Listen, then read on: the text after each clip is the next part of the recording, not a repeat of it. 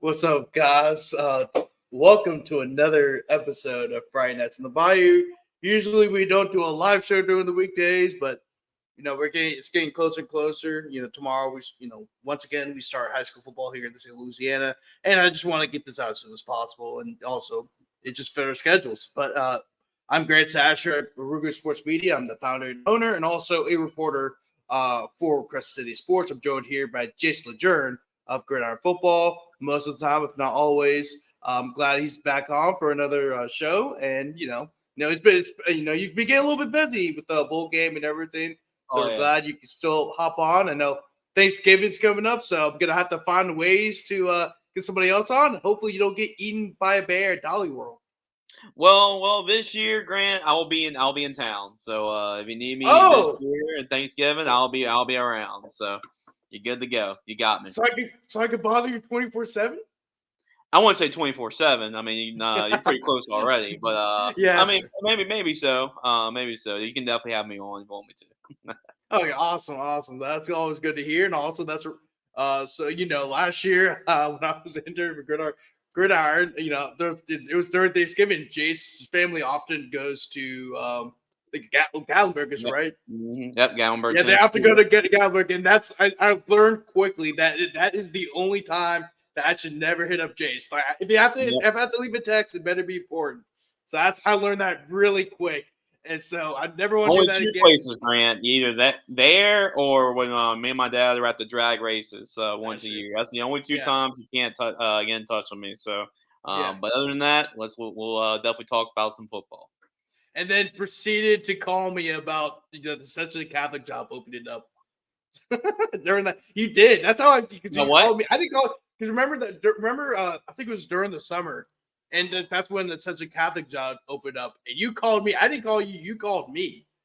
And then you told me what happened. I was like, oh, because it was kind of ironic because I was trying to do something for Crescent City. I'm trying to do a preview on them, and I was trying to get in contact with Sanders, and then I realized, oh wait, he stepped down. I didn't know that at the time. Yeah, you called me, but so yeah, like that's the I learned that very quickly. But Jace, I know I'm thinking ahead of the schedule here, but we're already in week 9.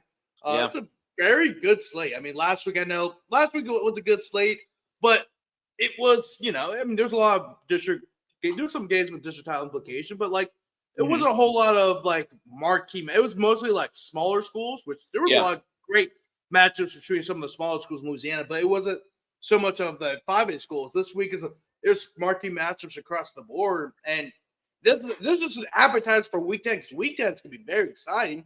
But Jace, looking at the week 9 slate, what are you excited for?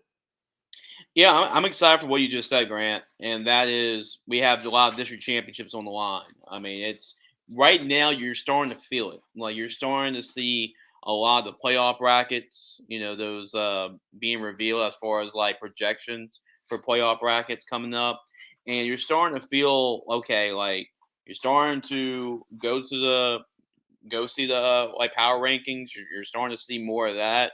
Where does everybody rank here and there, and because like you're pretty much in playoff mode already because your goals heading to the season are district championship, competing for district championships, making a push run for the playoffs, and then ultimately playing the Superdome at the end of the year. Well, that one big goal is on the line really last week, this week, and the last week of the regular season, and that's a district championship. And a lot of people think, well, with the state championships being watered down as it is now, that not a lot of people talk about district champions really being a goal. I still think it's a really goal for these football programs. I mean, anytime you can win some sort of championship, whether it's a district championship or a state championship, it means something. It always means something. So these teams will be playing for that, and we'll talk about it here on Friday Nights on the Bayou about some of those games that are district championships or district title implications, all that on the line. So that's what I'm excited about, Grant, is because there's a lot of big time games. Like you mentioned, there weren't, with the exception of probably Ruston and Ash, there wasn't a big time game for the bigger schools. But I love that last week some of the smaller schools got all the pub and all the prep. So that's what I was excited about last week and this week. We got a lot of big time matchups for district championships. We want to talk about them on the show, but week 9, week 10, you're starting to feel like it's playoff mode, even though we're not technically in the playoffs until another 2 weeks after this. But you're feeling like it's the weather's starting to cool down a little bit. The fans, you can feel it a little bit more.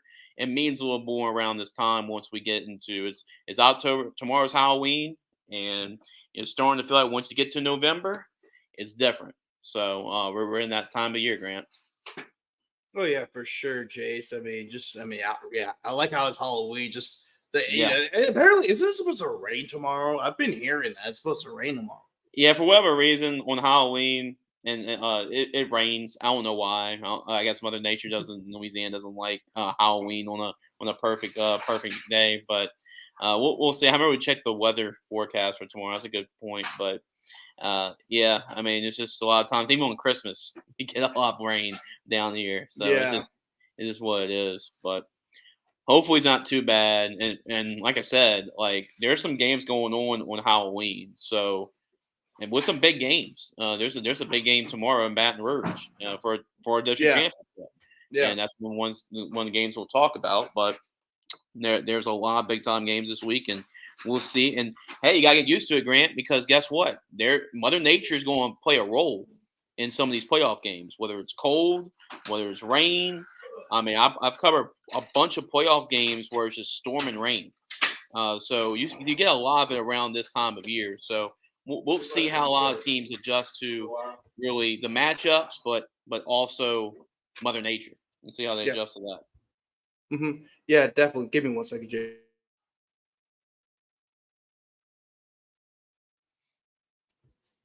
Yeah, sorry about that. But anyway, yeah. So I was actually just looking over the weather real quick, and it looks like Thursday it's 35%.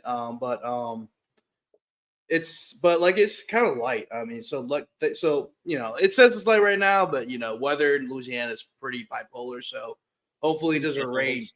too hard. I mean, so I'm just and also I just like hopefully like the thing is about high school football, and Jace, it's like there's a lot of big schools where they have large press box, but then some of Mm, the smaller schools have smaller press box. So if it's raining yeah, outside, like you better hope there's room in the press box because oh yeah. boy. I mean, I know And how last is year, that? I know in the semifinals, it was all the games were basically like we were rained out. Yeah, So like if you're yeah, trying to trying to write pen on paper and try to write pen on paper and it's raining outside and you're trying to collect stats, you're like, oh man, what do I do? Because mm, it's just like just storming. So yeah. but I yeah, mean, that's the most difficult thing about because like unlike it because we both cover LSU, but we're in a big press box with food. We have to worry about the rate and everything. Like we're good. High school football, you better hope the press box is big enough to hold you.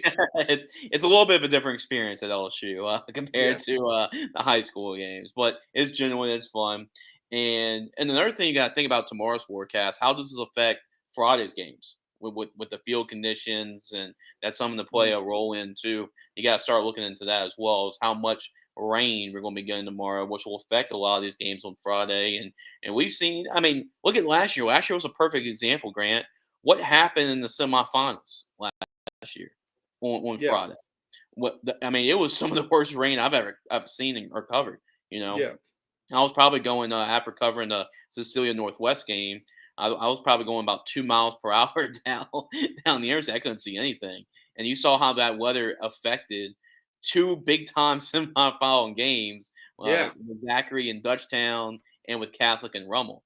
With that being moved, and really, if you think about it, the momentum of the game too, because Dutchtown was in control of that Zachary game, and they probably would have won that game if it wasn't delayed. And you think about Catholic and Rummel, that game was tied as well going into the fourth quarter. So Mother Nature played a huge role in both those playoff games. We're probably talking about different teams, a different outlook on those games last year.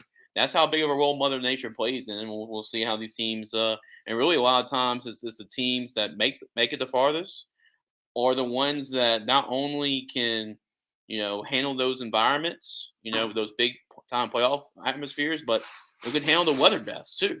So yeah. we've seen that, and we'll probably see a lot of that throughout this playoff run. man down. But anyway, it's just we saw a lot. Of course, I think the most notable one. I'm not if you mentioned this or not, but I was trying to promote this show on like Facebook and Twitter, whatever, and but the game I covered was Touchdown and Zachary. Now I Yeah, wasn't that there makes when it sense. got Yeah. rained out.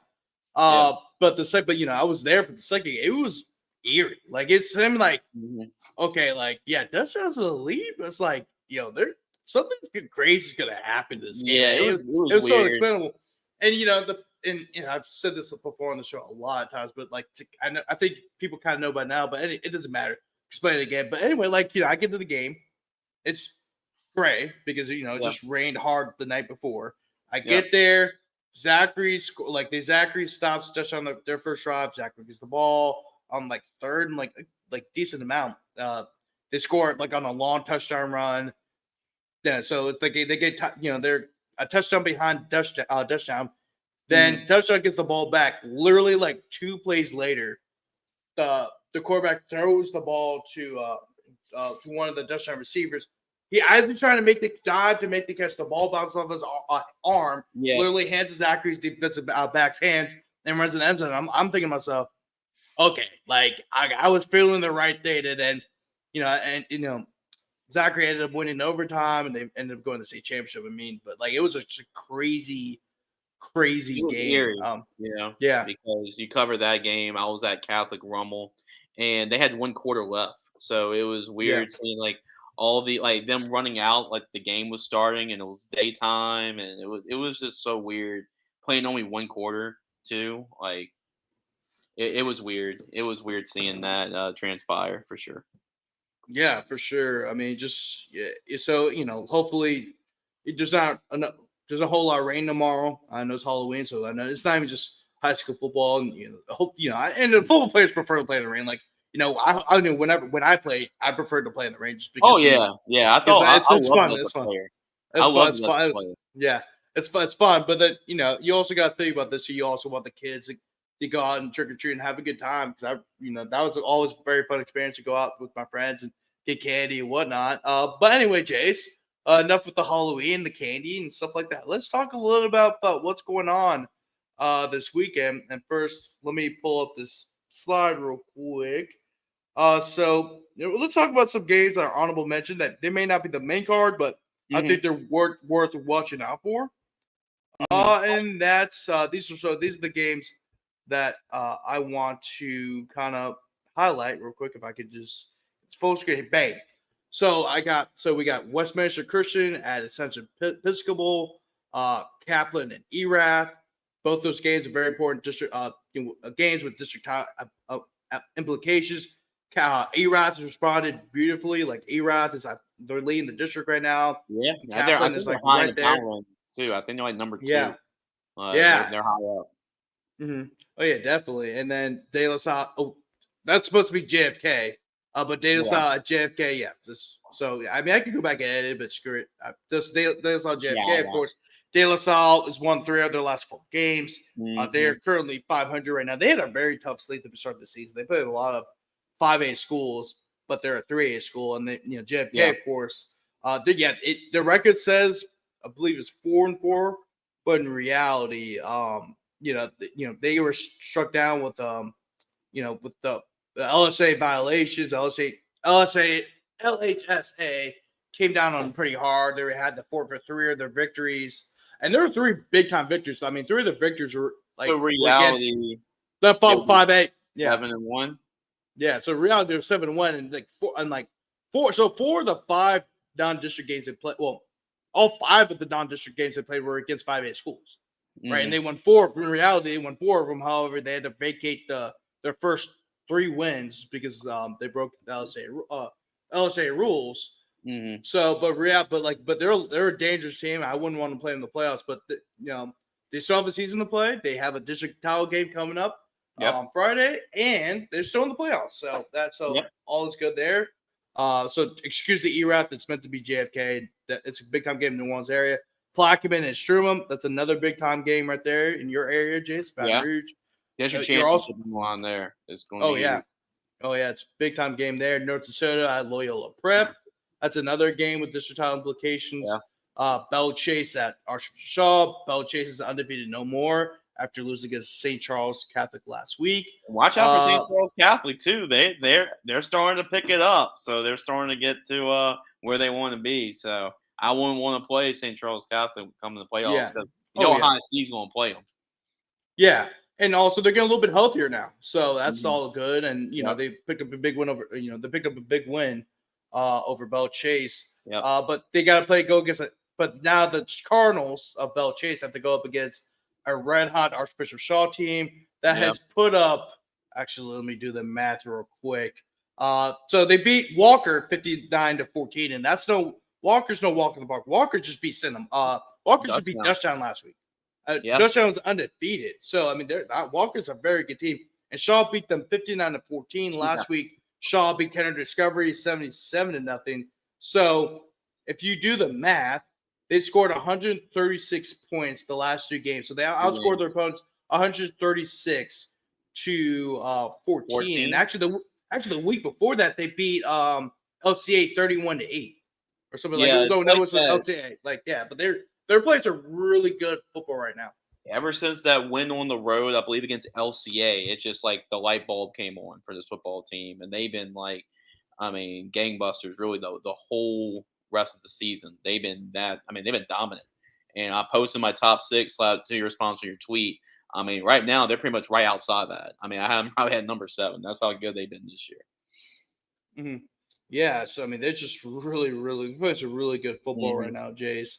And that's and the fact that I remember against it was against Walker. I was actually at the game, and he started taking some of his starters out in the second half. I'm like, Coach Haig must be really confident in his players if he started to take out the stars against a team like Walker. And his backups kept scoring and scoring. I'm like, he's sending a message now. Mm-hmm. He's just sending a message. But anyway, that's a big time game coming up as well.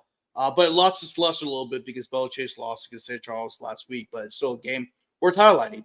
Riverdale at East Jeff. This game is the district title game over there. East Jeff beat John Ehret last week. Riverdale is already, is undefeated in district play. Well, actually, both teams are undefeated in district play. So, whoever wins this game is in the driver's seat to win the district title. That's a big time game coming up. They're both under first year head coaches. Riverdale's under Clarence Foster. Clarence Foster was a longtime defensive coordinator at Easton. He was there the last 5 years. He's doing a great job with this Riverdale program. East Jeff is led by Brian Glover, who's who's also done a very good job with this program. I believe it's his first. I think it's his second year action. He went second year action media day last year, so this is his second year. Yeah, it's the second year. So he's still relatively new coach over there, but he's done a great job with this Warrior program. That's gonna be a big game coming up. That's going to be a game that I will be attending tomorrow. And then John Curtis Christian and at Carr. Usually this will be one of the games. This should be one of the games of the week, but because Curtis lost against Jesuit last week, and then Carr is Carr, and they're playing really good play football. Look, it could happen. I mean, JT could burn us again because JT is a hell of a coach. He's the GOAT in Louisiana high school football.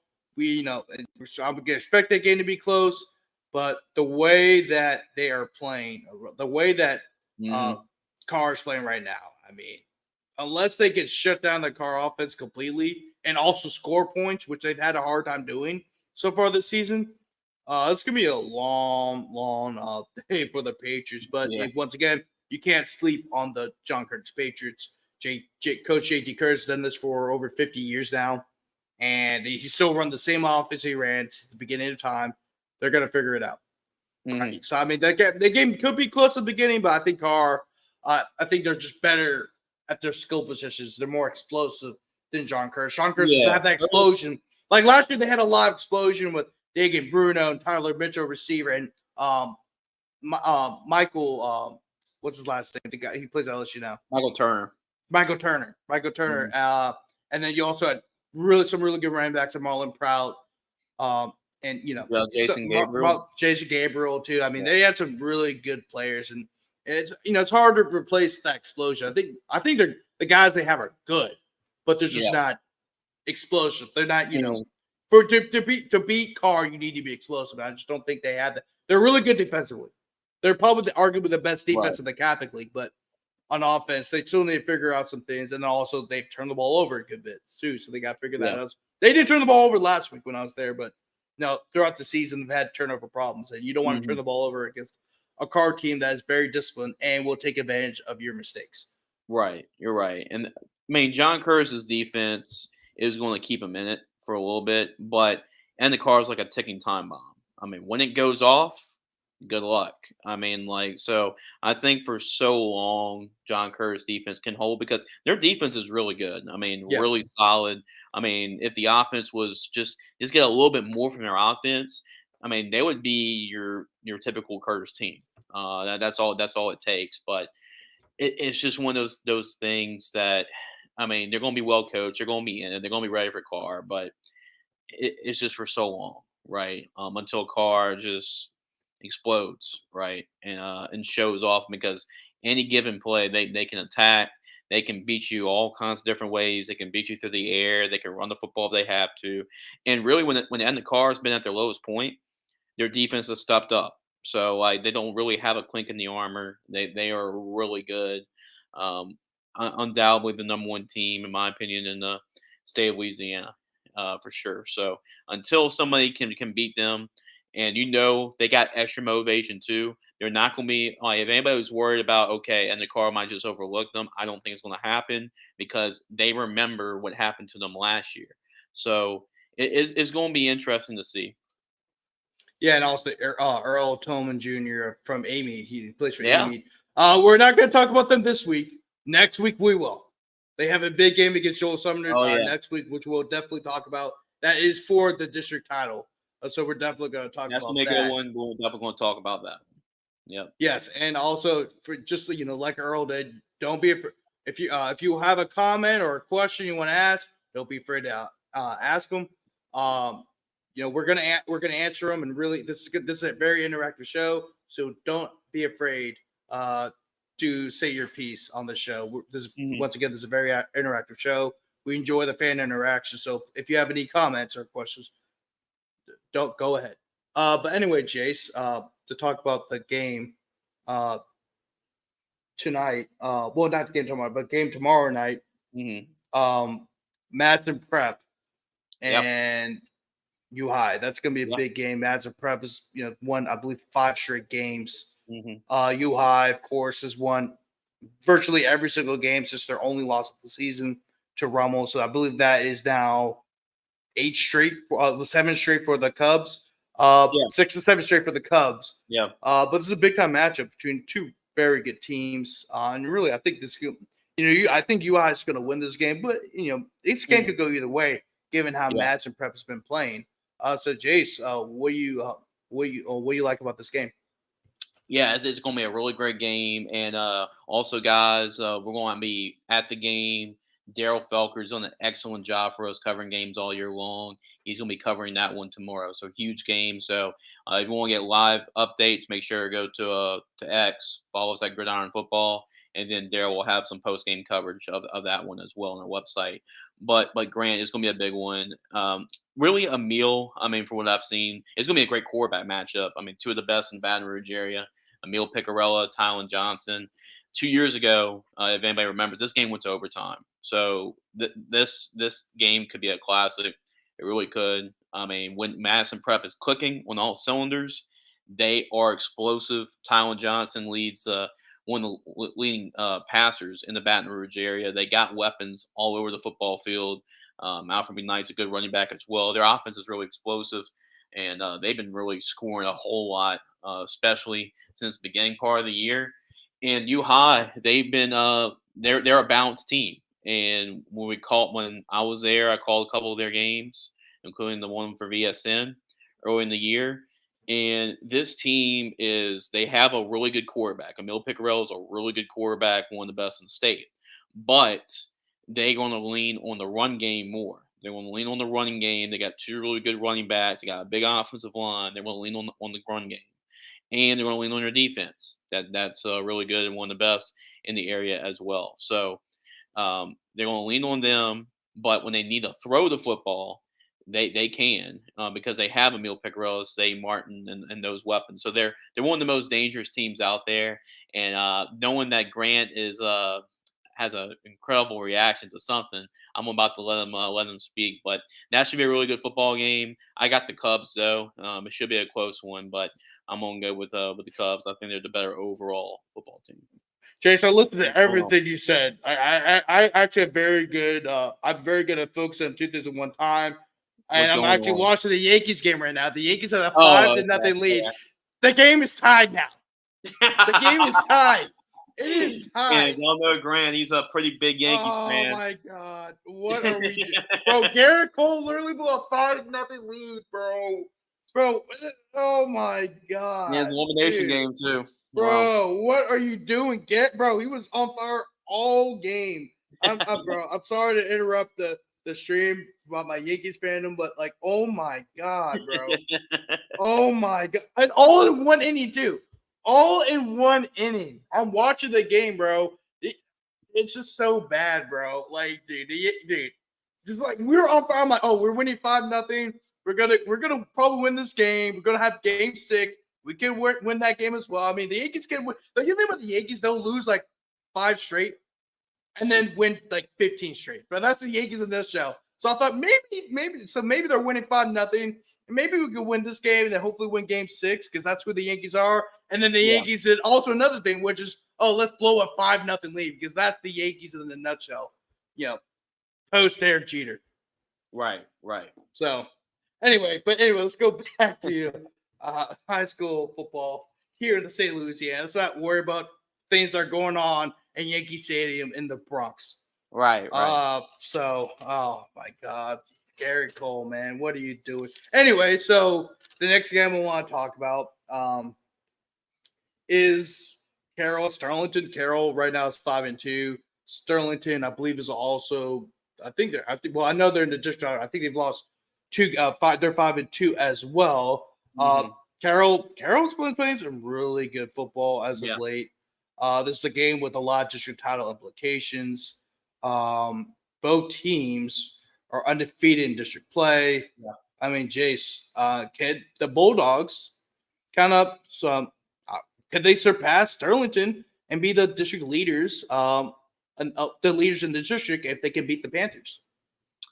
I mean, it's going to be a really good football game, and definitely pick the under here. I mean, both defenses are really good. Expected to be a little bit more of a lower scoring game.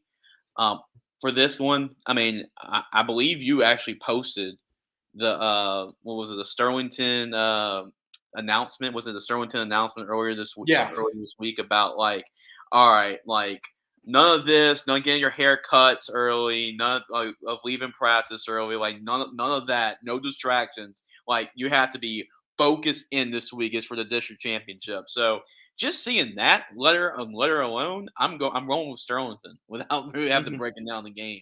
It shows you how focused Sterlington is right now this week, winning a district championship. And Grant, they've been there. This is a program. Coach Doty, he does a great job with this program. They've always been involved making runs in the state championships, and they're going to make another deep run. And you got to think about it. One of their losses this year. Talking about impressive losses, they lost 17-10 to Neville. Yeah, I mean, just look at that. I mean, that's one more impressive losses this season. Knowing that a lot of people have Neville as like the number 1 or even number 2 or not even number 1 team in the state. Yeah.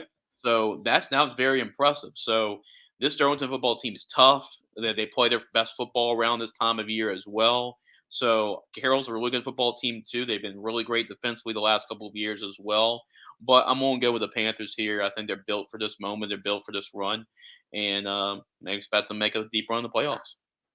Yeah, I mean, yeah, I thought it was a hell of a thing that because I saw like the certain sections of it because I think it was Mike Coppage who posted it at first where he's like, Coach posted this, and then the whole sheet came out. It's like, oh, it's from Sterlington, and it was, it was pretty impressive thing to post out because that's how big this game is. And yeah, speaking of Carroll, I don't think I'm not sure if you know this, Chase, but they're under interim head coach. Marvin Williams took over as an interim before the year. He replaced Gary Hines. Right. So, and this than last year. Yeah, I mean, this is like a month before the football season started, and Coach Williams did a great job with his Yeah. Bulldog team going into this game. I mean, so could they win? I don't know. Charlatan, Coach Jody's also done a great job with this program as well. He seems like he's getting them ready to play in a big time game. You can't get a haircut, you can't talk to your girlfriend, you can't do anything because it's also You it's had also to be homecoming. the definition of Yeah, locked in. right, because I mean it's homecoming week too for them. So I Yeah. mean you gotta be locked in. If you have let one little distraction kind of affect you, I mean you could just disrupt your play in a game. And also because of your play, because if you play bad, you could also disrupt the whole entire team as well. Yeah. So you want to make sure you're locked in. But Jason, I think I'm gonna pick Sterling for that game as well. But Yeah. Jason, I'm gonna let you break this down game a little bit. I gotta step out just because I need to get some water, like, really All bad right. because I don't want to lose my voice. But I know this is a game you're going to be going to on Friday. By the Yeah. way, before we get to Friday, what game are you going on Thursday? You going to anything? Oh, so I'm not going Thursday. I got to spend a little time with the family, a little bit. So don't get to see them much during the week. So that's why Daryl will be covering the game, Okay. U High Madison Prep game Thursday. But I will be covering probably the game you're about to talk about. Okay. Yeah. So Episcopal at Dunham. I Yep. mean, you're very familiar with this. So this is a game. This is the first time you're covering Episcopal The as gridiron. somebody on the field, like for Gridiron, Right. not for Yep. BSN. Right. But I believe this is a 1v2 match of the Go Prep ratings. Actually, Yeah. we're I gonna think probably it's gonna go over one the. or two for the power rankings. I think. At least Yeah, one. that's what I meant. Yeah, yeah. Yeah. But of course, the Episcopal they've only lost one game. Dunham has not lost a single game. They're undefeated. Of course, Yeah. the headliner for that Dunham team is Elijah Haven, but they got a Mhm. lot of other They really do. good players as well, like experience. A lot of guys are returning from that 2022. They still got a lot of guys from that team that went to the Dome in Yep. 2022. Yep. So this is a big time matchup. Last year, Dunham whopped them. I mean, Yeah. it was like 59. It was like 50 something to 20 something. Yeah. But I called a but that lot of game, Elijah Haven touchdowns that night. yeah. I mean, Elijah Haven had a game himself, but Jace, I'll just going to pull up the rate. Yeah, so they're Dunham was 2 and Episcopal was 4 in the Yeah. power ratings. So I Yeah. mean, it's a big game. So Mhm. two of the top 4 teams in Division 3 selected. Jace, let you take this away. Sure. Go ahead, my Yeah, man. absolutely. Yeah, it's gonna be a fun game to cover for gridiron football, and I'm not gonna be used to it because I'm always calling Episcopal football for VSN. But since the game will not be at Episcopal, Dunham has their own broadcasting network. So, and this is a small press box, so they're going to be streaming the game. But I'll be covering for Gridiron Football, so make sure to follow us for live updates at Gridiron Football on X, and then I'll post a post game article recapping the game as well. But this should be a big one. This is a district championship. I mean, even before the season, both teams have circled this one on their calendars. And when I first start calling games for Episcopal and VSN, Episcopal won the first one, and Dunham has won the last two matchups. So this could be 3 in a row for Dunham. Dunham, like Grant said, has the top quarterback in the 2027 class, Elijah Haven, and he is the real deal. He is really good quarterback, but even a better young man. I mean, he's a complete package. And then, but there's not just Elijah Haven. This is a really good football team. They can run the football. They play really good defense. They're not as big as they were in previous years, but this is still a stingy Dunham defense that is really aggressive. And also, this is a well coached football team. I mean, Neil Warner does a great job with this football program. So they're going to be ready. It's going to be at their house. So it's going to be a really good football game. Episcopal, they're led by a really good head football coach as well, and Travis Bourgeois. Now, if this is a shootout like it was last year, there's no way Episcopal is going to be able to keep up with Dunham, with Elijah Haven, if it turns out to be a shootout. But on the other hand, what is the strength of this Episcopal team? It's been their defense. They have 19 seniors on this Episcopal team, Grant. Chase Cresson at linebacker, Will Rebus. That's a great linebacking core right there. They're strong in the secondary. And I thought for the most part, even though Dunham got on Episcopal early, Episcopal made some adjustments. They had chances to get back in that football game last year. So Charlie O'Brien's a really good defensive play caller. They don't have Braden George this year, which is a Gridiron Football American, but Reed Chauvin has been the proven number one back. He's got at this point, I think 18 touchdowns this year. So he's on pace to break his 20 touchdown record last year.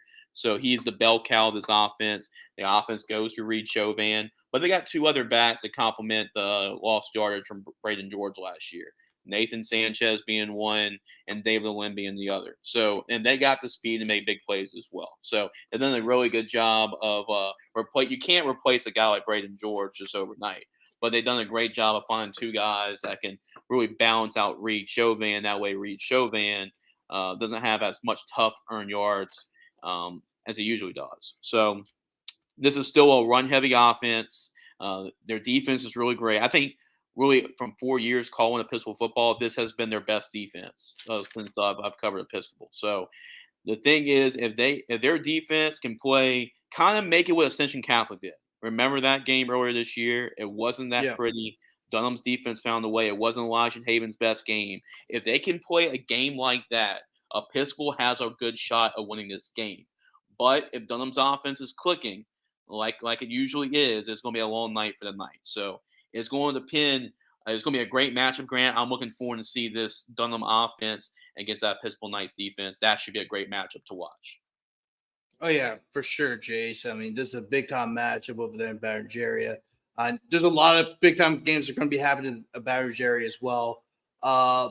But this game is a very important game just because not only is it for the district title, right? But you also got to think about just the implications for the playoffs. I mean, this game could be for number one seed if you think about it. it. Yeah, it could be. Yeah, I mean, yeah.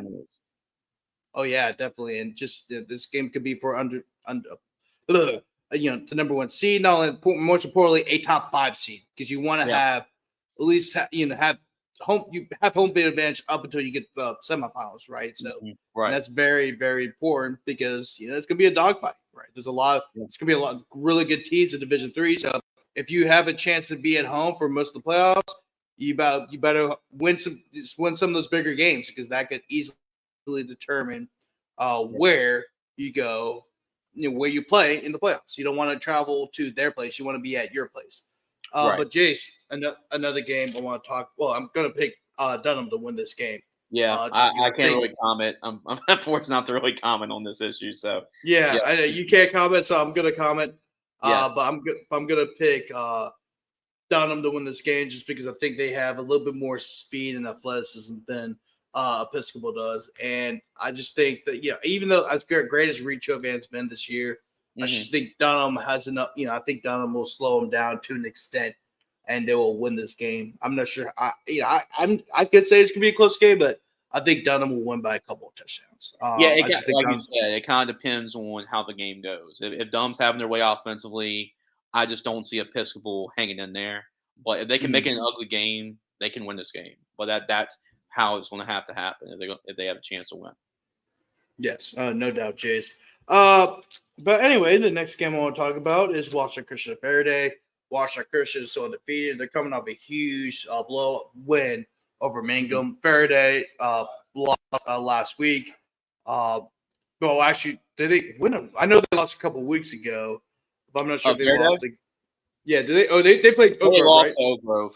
Yeah, that's right. They lost to Oak Grove, but this is a very much improved Faraday team. I want to make sure this game gets highlighted because this is still a very big game. Yeah. I really also want to highlight Faraday as well because that's going to be a team to watch only this year for the next couple of years, Jace. So kind of break this game down a little bit, Jace. Yeah, I mean, Washington Christian, I mean, they are in the state championship every year. Seems like every year. I mean, Stephen Fitzhugh does an awesome job. I mean, even as many state championships he's won, Grant, I don't think he gets enough really praise and recognition for how good of a coach he really is year in and year out. Because it's not like 5A, right? You got a lot of the resources, you got a lot of the kids year in year out. 1A, it's tough. I mean, you only have a one set number of kids every single year. But Stephen Fitzhugh does an awesome job with that program. I mean, one of the most respected coaches out there in North Louisiana. And this year, I mean, the biggest question for this football team was, I mean, you expect the brand to be really good year in, year out. but they haven't really been challenged this year until they played Mangum last week. And Mhm. when we talked about it, it was like, okay, this is the first time we could see this Wausau Christian team and how good this team really is. And they blew the doors right off of Mangum. And keep in Yep. mind, this Mangum football team gave Oak Grove a run for their money, 26-20. Yep. So, and they blew the doors off of that team. So Washington Christian is going to be right in the mix once again. And we talk about how low that Division Four select playoff bracket is. Like when Washington Yeah. Christian getting involved too, it's hard to say that they're a sleeper, but they kind of are if you think about it. But that's why they haven't been as high in the power rankings because they haven't played tough opponents. But it's starting to happen. I mean, you played Mangum, you're playing Faraday this week, and this Faraday football team, like you said, they got a lot of really good athletes on their football team. We know a lot of these guys because they play as eighth graders in our Gridiron Football Junior High All American Bowl game, and they're on the winning team Yep. when they played. So Yep. this really good football team, and they're building it through the younger guys. So we saw how good this program was back in 2019. They won a state championship under Coach Stanley Smith. Kobe Dillon was their quarterback. They had some great athletes on that football team, and they beat a really good Manny football team. I mean, and not only beat them, they dominated them. It wasn't even close. Game was over by Yep. the second quarter. So this team is starting to get back to that after a couple down years. So you like to see that. But Walsall Christian is just so good. And, the stars are aligning right here for Oak Grove and Walsall Christian to play each other in week 10. Their running back, Walsall Christian, he's committed to play in our Gridiron Football Bowl game as well, Mac and Leonard. So he's a really good player, good running back with track speed. So they got a lot of dynamic athletes and a lot of guys that can score. So this Walsall Christian team, I think, is going to be just a little too much to handle for Faraday.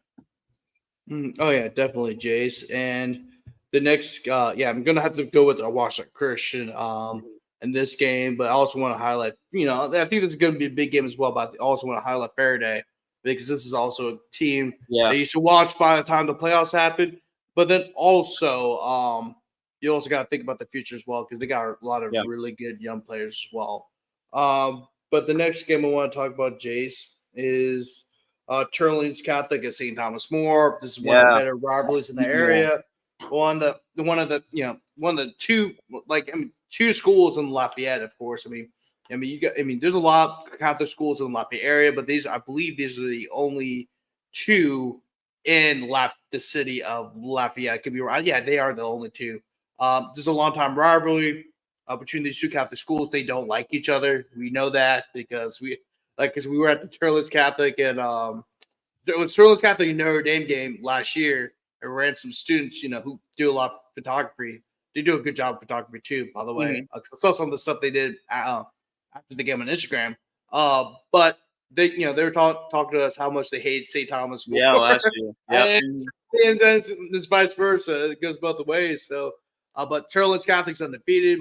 St. Thomas More had a rough start this season, but they have won I believe 5 straight now to start on the 4 straight now to start of the season 1-3. But Jace, a really good game between some a lot of experienced players. This is a very important game. Turling's Catholic right now is in the top 5 of hmm Division One Select. They're one of the few undefeated teams left outside of Alexandria, Alexandria and Carr. hmm So Jace, and then St. Thomas More, I believe it's they got in the better of Turling's Catholic Yeah, last week. So Jace, do you think Turling's Catholic will end this losing streak against the Cougars? I actually think so. I really do. And like this St. Thomas More team, which, as expected, right? We knew they would bounce back in district play, and they have. But I mean, 0-3 start. You gotta consider what they really played, right? I mean, to Mm-hmm. start the season, or 1-3, I would say, because they beat Karen Crow. But I mean, you played Catholic, Acadiana, Neville. I mean, those are like 3 of the best teams in the state. Yeah. Now they didn't play Como. Remember that was like the forfeit game Mm-hmm. Yeah. a couple weeks ago. But they beat Rain 61-0. They beat Northside 51-0. Westgate 48-6. And we haven't seen them play a top team since Neville. So this is a challenge for them to see how improved they really are. They have been since week 4 earlier this year.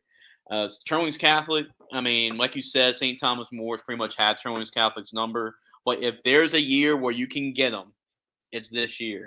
And Trowings Catholic is one of those teams we haven't.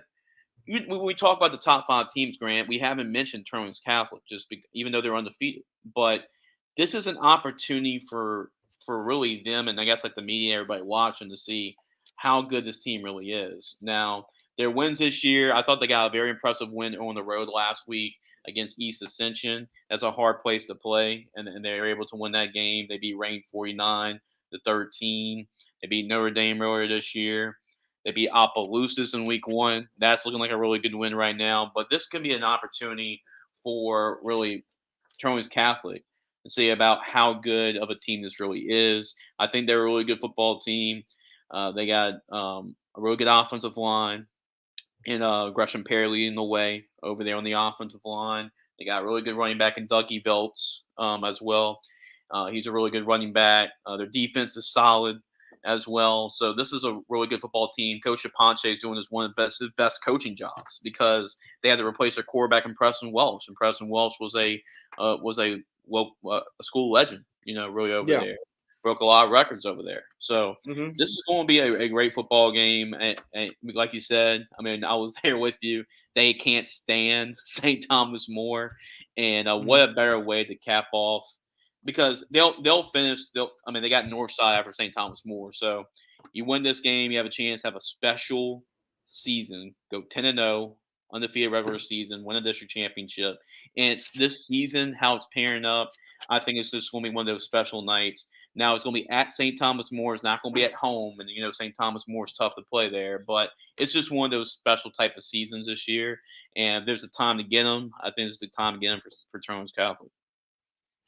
Jace, as the famous Lee Corso once said, not so fast. I'm going to have to go with St. Thomas More, and this is why I got them. Number one, as you just stated, they're at home. It's a very tough place to play. When they have there's been a lot of big-time games that have been played at the stadium, and the Cougars pulled it off. This game is going to be no different. I think this will be a very close game. I think, Turner's Catholic has got a lot of firepower, as you just said. Dougie Wiltz, and of course, they got very physical offensive line. They're very experienced on the front. And they got a lot of really, really good players, as you just said. But I think St. Thomas More, because the biggest story of the start of the season for St. Thomas More was that their offense was not clicking. But now it seems like they've picked it up a bit. They've got like I said, they've won 4 straight. I mean, no, one of them was a forfeit, right? But they've won 4 straight. And a lot of their games really get close. Their losses have been close. I mean, they start off the season 1-3, but they lost. But they beat Carrico 21-20. Yeah. But then they lost against Catholic 18-14. They lost against Acadiana 20-7, and they lost against Neville 30. So now that game was kind of more of a blowout. Yeah. But two of those losses are relatively close against the teams that had that firepower offensively. But since that 37 to loss against Neville, they beat Westgate 48-6. They beat Northside 51-0, and they beat Rain 61-0. So they have outscored their opponents. And let me do the math real quick. 51 plus 61 plus 48. That they've outscored their opponents 160-6. But I'm not counting the forfeit. So they're clicking offensively. Their defense has been solid throughout the whole entire year. I just think that they're going to get the better of the Rebels. I think they're going to frustrate them offensively, and I think Cole Bergeron, he's really starting to pick up his game, and I think they're just going to. I just have a feeling that the Cougars are going to pull this one out, Jace, to win the district title. But Jace, the next game I want to talk about, of course, is a game that I will be going to, St. Paul's and Mandeville. St. Paul's, they had a great season so far. They had 2 really tough losses. Both of them are really close. the U High game wasn't that close. 20, I think it was like 29-12, but they lost Yeah, in it the was one of final. those games that being there, it wasn't that close, but it felt closer than what it was on the Yeah, field. right. So that makes sense. Exactly. Yeah. But yeah, and also one of their losses against Brother Martin, which they lost in the final seconds. They had the game, they had the lead Yeah. late, but they allowed a late touchdown with a few seconds left to go in the game to ultimately lose to Brother Martin. That was probably one of the games where they definitely want back. But since that loss to U High, they've won every single game since. They've won 3 straight. This game, but they will be going against Mandeville, who's currently undefeated. And Mandeville was a team that a lot of people thought were going to make it back to state semifinals, and also were considered to be a team that could play in the dome this year. Yeah. However, there was some breaking news on Monday as Nate Shepard will be out for the rest of the season as he suffered a lower leg injury, which sucks for everybody involved. Not only him, but his family and the school, the program, but all the community man, but also just fans of high school football in Louisiana in general, right? Yeah. So that just sucks. But however, Mandeville still has a lot of talent. Isaiah Baham is still one of the better running backs in the state. He hasn't really produced much in terms of yardage, but in the playoffs, he was basically Nate Shepard's right-hand man. Right. I mean, he was putting some great performances as well, and he's still an electric player. Ben Hendricks has done a great job of being the quarterback over there, Mandeville. He's not only a threat passing the ball, but also running the ball. Dylan Henry's a great player. They got a lot. They're just a solid team overall. Although Nate Shepard, that's a huge loss that they're going to have to deal with going to the playoffs. Nate Shepard was a huge part of their success the last couple of seasons, Jace. But Jace, who do you have in this game? This can be a very electric game at Mandeville High School. Yeah, it is. It's going to be, regardless of the injury to Nate Shepard, it's going to be a great football game. But I think that you have to factor in a little bit of the Nate Shepard injury. I mean, like I told you before we started the stream here, that Nate, this is still a great team. Like you talk about Ben Hendricks, he's a solid quarterback. He really is. You talk about Isaiah Bam at running back, he would start pretty much anywhere else. He just has Nate Shepard in front of him. That's how good he is. And their secondary, they are legit. I mean, that secondary that Mandeville has is one of the best in the state. But here, I mean, you're still going to be a team that goes far in the playoffs. But I think Nate Shepard's that good that can probably cost them a game. In terms of a game that can go further, whether it's like losing the quarterfinals or semis, I think that he makes that difference. That's where you lose Nate Shepard. But here, when you're leaning on a guy like that all year long, when he's your star, right? This is a good football team, but he's your star. He's a guy that you follow, and you lose a guy like that. I mean, it might be a little bit of adjustment period here. Even though they got some really good players, right?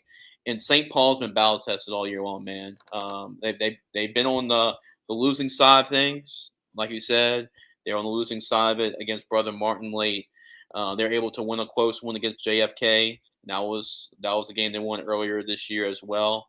And they played U High. So, and even though the score was 29-12, I thought they played pretty close to U High. There was just a couple of plays that went against them there that made a difference. But I like St. Paul's in this game. I really do, just because what we said.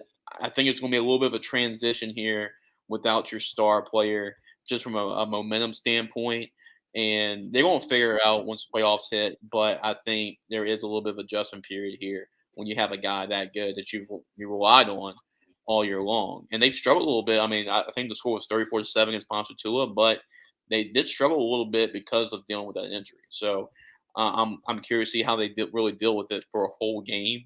So with that being said, I'm going to actually go with the upset here. I'm going to go with the St. Paul's here to really pull off the upset. I'll now say this too. He got hurt the very first round of this game. So I mean, they struggled a little bit, but they're able to win 35-7 over Ponchatoula. So I think it's gonna be a complete team. It's gonna it's gonna take a little while it's gonna be a little bit of adjustment period, of course, but this team is a very good team. The Mandeville, like I said, is very talented. They got a lot of players. The kicker, I believe, is also committed to Southern Miss, I believe. They always have a good kicker over at Mandeville. Yeah. I think he's committed to Southern Miss. I could double check. With Creighton Wilbig. So they got a lot of great players. I mean, it's just not. I mean, it's not just Nate Shepard. I know Nate Shepard's He's a dog, obviously. I mean, Right, he's a right. dude. Not a one man team. There's a reason why they made the court. It was like the court or semifinals last year. They made the Yeah, semifinals last year. So there's a yeah, he's reason why they committed. made it that far. Yeah, Crane Wilbanks, their kicker, is committed to something. So I want to double check their work. Uh, but yeah, this is a very good team. However, I'm gonna have to agree with you, Jace. I like the upset here. I Mhm. think St. Paul's, of course, Cody Corral's back and being healthy.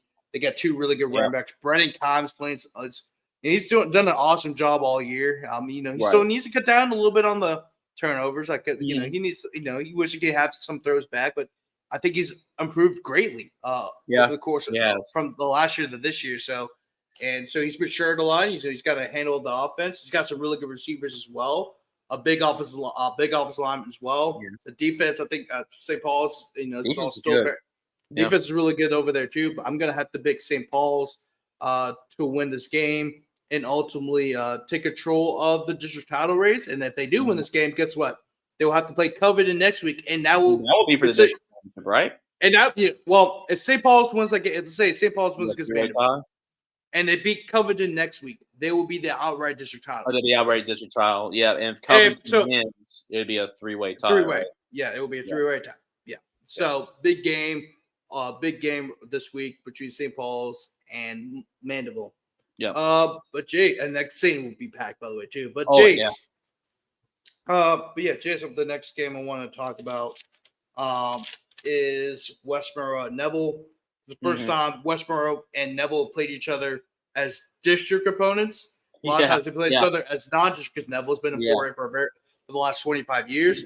But Westboro's been struggling. Even though Westboro's been struggling a little bit, I want to highlight this game because against two brand teams in the state of Louisiana, Right. and they're also it's the first time that they played each other. They played each other as district opponents, district rivals for the first time in over 25 years. This game I want to highlight. But Jace, I know Westboro's been struggling. Neville, of course, they're still undefeated. And they're considered to be arguably the best team in the state outside of Alexandria and Carr. But Yeah. also remember, Neville has a big game against Alexandria next week. So is there a possibility that Neville could overlook West Monroe Mhm. because they got Alexandria next week and lose in an upset fashion? And is the game at West Monroe or is it at Neville? It's at Neville. Is that Neville? Okay, so that will help a little bit with Yeah. it being at Neville. If this was at West Monroe, I would be nervous if I was a Neville football fan, to be honest. But since it's at Neville, I think it's going to help them a little bit. But like you said, it could be a little bit of a letdown early because they're looking ahead. They're looking ahead. I mean, no matter what the coaches say, what the players going to say, they are looking ahead a little bit, peeking over there at the last game of the season against Ash. But you just hope, right, that game happens. Undefeated district championship. Like right now, there's been a lot of people saying 2-3 in the state. Some people have Ash, some people have Neville, but it's 2-3, and you hope to see Mhm. that play out on the football field. Yeah, I mean, this is the first time, like you said, like when you think of two programs in Monroe. I mean, I know Ruston's been having a great. I mean, Coach Ball's done a great job with this program, obviously, and how he's built to being a state championship team. But if you look back the last 20 years, like the first two teams you think about is West Monroe and Neville. So it's cool to see this really matchup being played out on the football field. But I'm gonna go with Neville. I have Neville as my number two team in the state. Parker Robinson is it's crazy. He's only an underclassman. Like we're going to be talking about him as one of the best quarterbacks in the. He already is playing like one of the best quarterbacks in the state, but he's going to be really special down the road. And Jalen Nichols is committed to play in a bowl game. I think he's one of the most underrated running backs in the state. I don't think a lot of people are talking about how good he really is, but he's a special back. And Thomas Campbell out there at tight end, Will Campbell's little brother. He's doing some special stuff this year. So their defense, like you said, they got Division I guys. I mean, Brody Whaley on the defensive line. You have the safety as well, Juju Burns too. So they're really a balanced team. Mike Collins is a heck of a coach too. So Yeah. this is a really good Neville football team, and man, I'm so excited about what's going to happen. I think they do beat West Monroe. It's not going to be easy. West Monroe is going to be up for this one, and they're going to make it tough on Neville. But I think Neville finds a way to squeak by this one, which will set up an undefeated matchup between the Trojans and the Tigers, which I mean, you can make a case for maybe possibly game of the year in the state of Yeah. Louisiana. Oh yeah, definitely, Jace. This that if Neville does win this game, which I think they will, I think Mm-hmm. Neville will beat West Monroe. That game next week will probably, I mean, you got to think, but there's a lot of big time games next week. I mean, I was actually going over the schedule earlier this week for Week 10. I mean, Jace, you got Russin. Well, you got Russin and West Monroe. Catholic at Zachary. That's good game. It's going to be played on Thursday. Yeah. Rummel at Carr. If Rummel beats Jesuit Mm-hmm. next week, that game next week will be the district title. Yeah. Neville at Ash. E.D. White at Vanderbilt Catholic. That's a big time rivalry game. But but you got Oak Grove at Washington Christian. Amy at Jules Sumner. There's a lot of big time games next week. And those are the games I just mentioned, but there's going to be a lot of big time games next week, Jason. I'm really excited for that.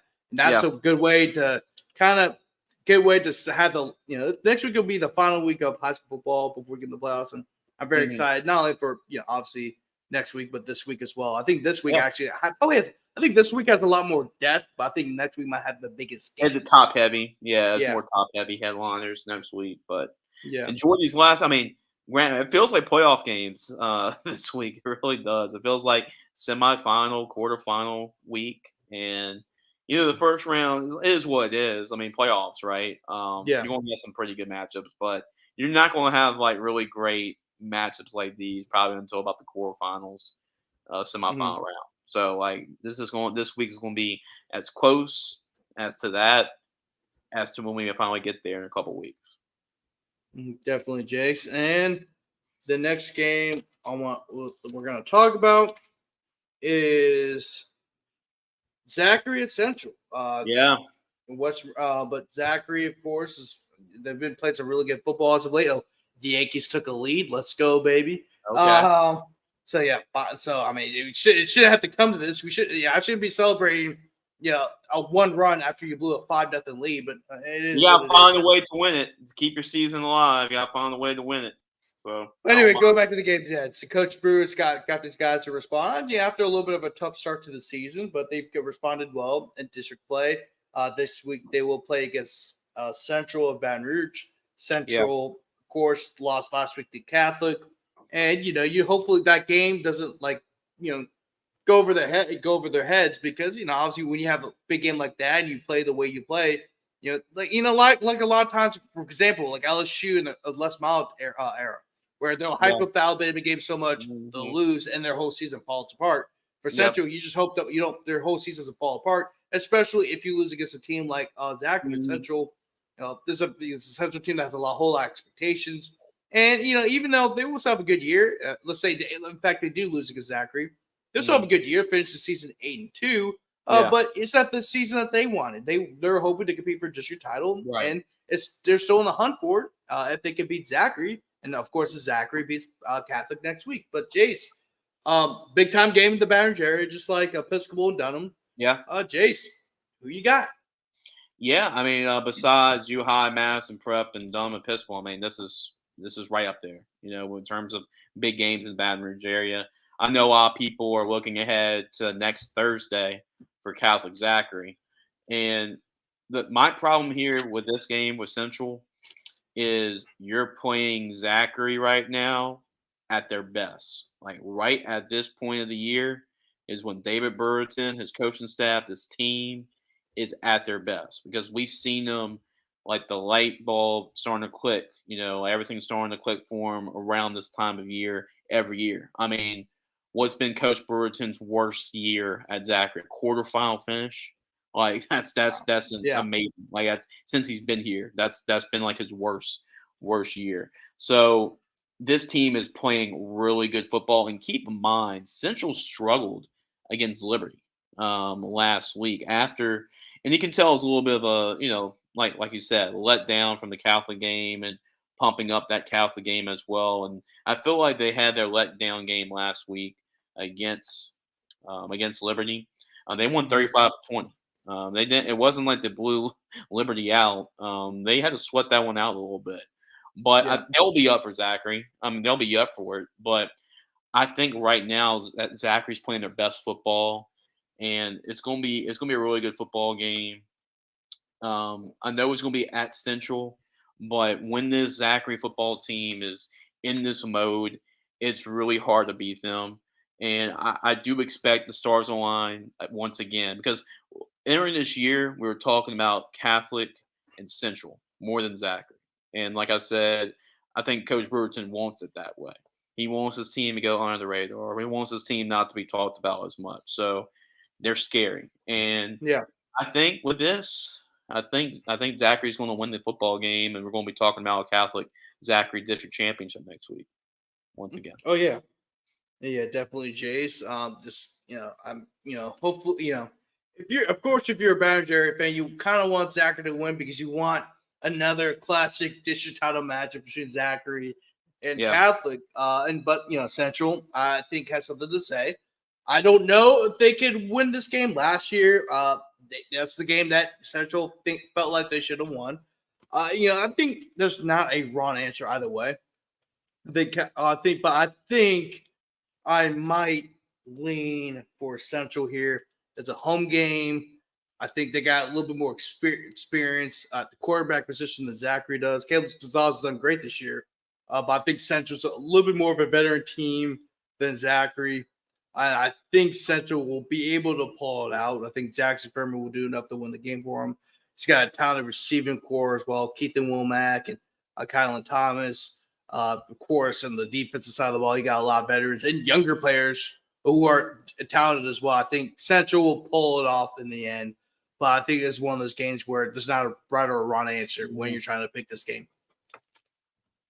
But Jace, next game I want to talk about, or we're going to talk about, and this is a game that is a big time game. It didn't look like it was going to be like this at the beginning of the year, given how Deschamps played.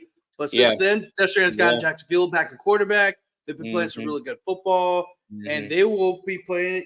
They'll be hosting Hanville. Hanville 6-1. Their only loss was Kazidi White.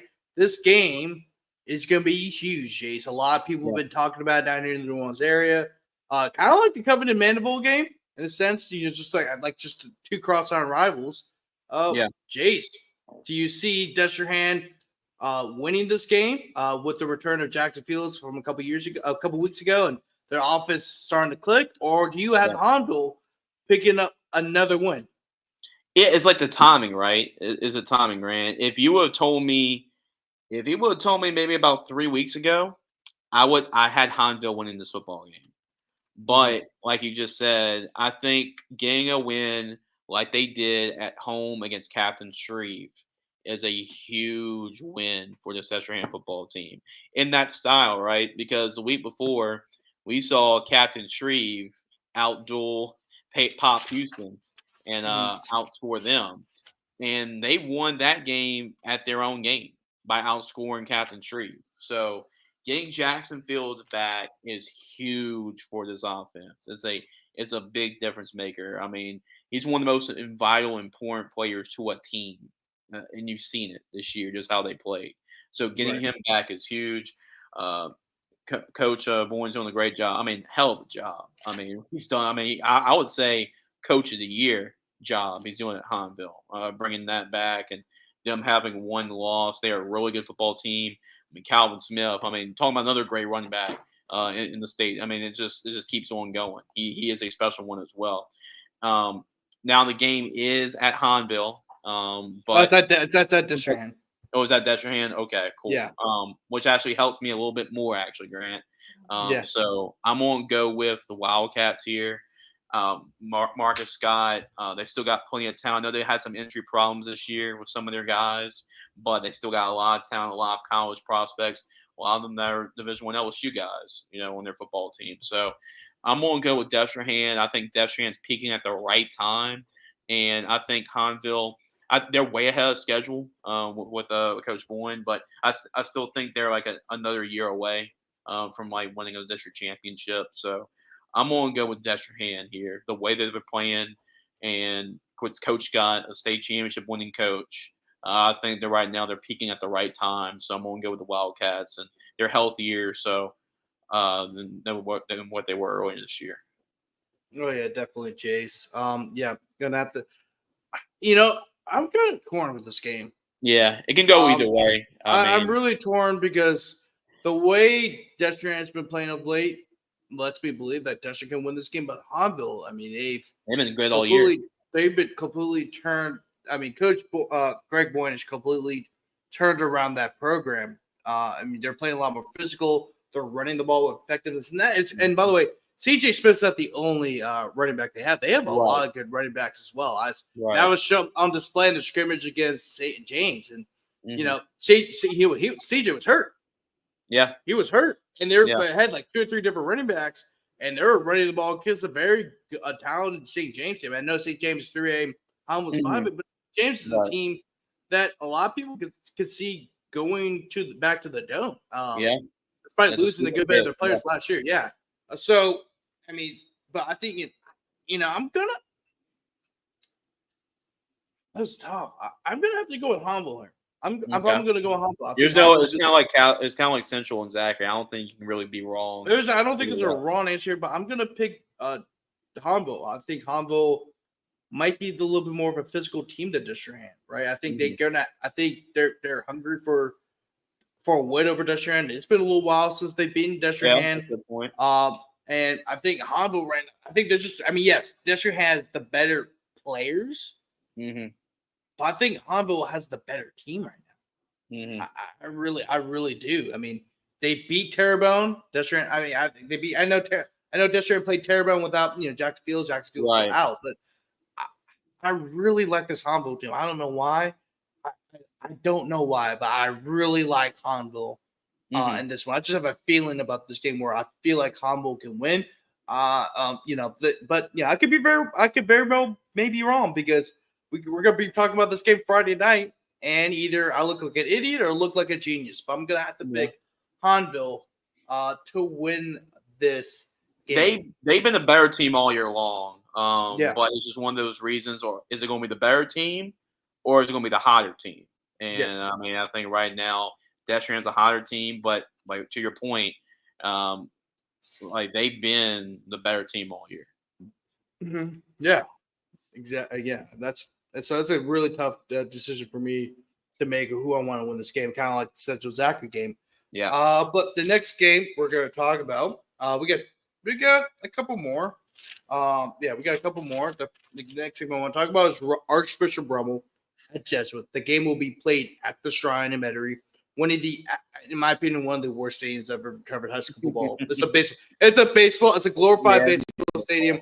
They need to reconfigure that stadium really soon because I think it could be a really nice venue. But right now, it's a baseball stadium, so it's Yeah. everything's at an angle. Like it's like so if you're let's say you're trying to cover the game in the press box.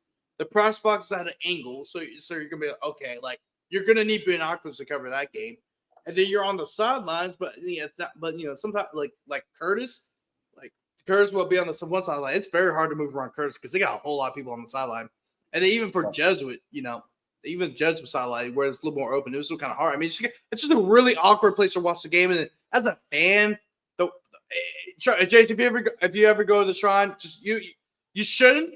But I'm saying you should probably go to the Shrine and watch the game. It's kind of a really awkward place to watch a football game. But Like hopefully I've they seen highlights and stuff. Like I've seen, yeah highlights being played. yeah. It's just weird. It's just It's just funky. it's not a good experience if you're a fan because you had fans sitting all the Jesuit fans sitting all over the place. It was just a John Curtis was on one particular side, with Jesuit was kind of all over the place. I Yeah. think hopefully they'll get it reconfigured, which I think they will do. They will do pretty soon. I know they're already putting up a lot of money to get it reconfigured. I know they're already putting $10 Mhm. million actually.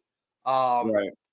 but but I think they're going to get reconfigured because there's going to be a lot of schools can use that stadium for sure Yeah. because we already have a stadium shortage in New Orleans, and a lot of that is not Right. because schools don't have schools can't build schools don't have stadiums.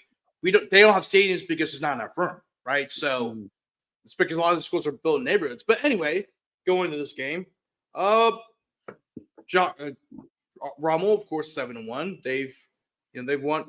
The only game they lost was to against Brother Martin early in the year. Yep. But a lot. But the thing is, they really have struggled offensively.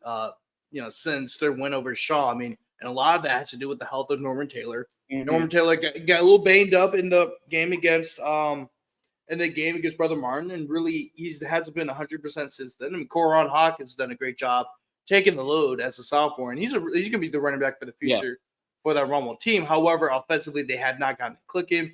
They've only averaged a little over 21 points per game. Now they're great defensively. Yeah. But the issue is they're going up against a Jesuit team that wants you to play in those dogfights. They want the Jesuit has now picked up a victory over Curtis last week. Curtis had a really good defense. It's similar to Rummel, where they have a really good defense, but have been struggling offensively. And this game it plays perfectly in the hands of Jesuit, given how they play. Ryan Manali's a great coach. He's done a great job with this program, despite maybe not having the best athletes in the world. But you don't need to have the best athletes in the world to win football games at the high school level, Jace. Nope. And Coach Monica, of course, got to mention him too. Coach Monica's done a great job as well. Oh, by the way, and I mentioned this last week, Jace, on our live show on Friday, in our nightcap show, where this game is actually kind of an underrated rivalry. I've kind of explained it to you. A lot of people that went to Rummel, their dads went to Jesuit. Mm-hmm. So, for a great example of that is my boss, Ken Trahan at Crest City Sports. Ken is a big Rummel guy, like one of the biggest Rummel guys I've ever met. Like I told you this, he drives a light blue Bronco, and he's got Rummel stickers and blah blah. You can clearly tell, this guy is definitely a huge Rummel guy. Like it just screams Rummel. But his dad went to Jesuit, and there's a lot of families that are like that, where they may have gone to Rummel, and their sons may have gone to Rummel, but the father and the grandfather went to Jesuit. So this is a rivalry that this is a game that that means a lot to both communities. As a matter of fact, Ryan Manali went to Rummel. Mm-hmm. So there's a lot of connection between the two schools, Jace. But Jace, I've said my piece. Now it's time to say yours. What do you think about this game? Yeah, it's going to be your old-fashioned slobber knocker, Catholic League game between two really good football teams, and it's going to be like I said earlier, right? I think Rummel's the better team than Jesuit, but Jesuit is the hotter team. So, are you going to go with the better team, or are you going to go with the hotter team right now? And I think at this point, you're expecting something here from Gennaro Buggage, right? I mean, he was your leader, right? He got you to the semifinals last year. I mean, he made plays when he had to, especially against U High. I think I think he's just in some reason. Like, I just think he's going to be in for a big game. I don't know what it is, but I think this is going to be the game he's going to step up, deliver for his team. That's a really good Jesuit defense. These are two really good defenses. Like, it should be a low-scoring football game, but in that case, with it being a low-scoring game, what quarterback do you trust most? And I'm going to go with Buggage here. I think he's going to make a couple more plays than Jesuit. It's going to be a low-scoring game. Both defenses are going to make their plays. I'm going to just trust Rummel's offense a little bit more here and get a win. But it should be a really good football game. Won't shock me. I mean, Jesuits actually played these teams better this year. The tougher teams that they are, the better that they play. And then keep in mind, they actually gave in the car their worst game of the year. So this Jesuit defense is no joke, and it should be a really hard physical football game. You like defenses, go check this game out. And I don't think it's just bad offensive play. It's just two great defenses playing in this football game. So it's going to be a low scoring one, but I'm going to just trust Rummel's offense a little bit more here. And I think it's going to be I think that's going to prove to be the difference. Jace, I'm going to say this again. Not so fast. Not so fast, huh? Not so fast. Not so fast. I'm going to pick the Blue Jays. I'm going to pick the Blue Jays because I think that Rummel, like kind of similar to Curtis last week. Curtis was looking forward to this card game. Next week, Rummel will have to play Carr for a district title. And yes, I think everyone knows by now Jez was a very good team. Yeah. I mean, They beat I Brother think Martin. Rumble's on guard. Like I mean, you would think they would know. I mean, But, also remember, Jesuit beat Rummel last year. yeah. So I mean, that's a lot of. There's a lot, and really, I was talking to a couple of Rummel, like talking to some Rummel alumni, and that game kind of rubbed them the wrong way. They don't want, for them, the one game you cannot lose is Jesuit, Yeah. right? That's a Yep. big, like I Yep. said, this is a big deal to both these communities, right? Like this is a big game.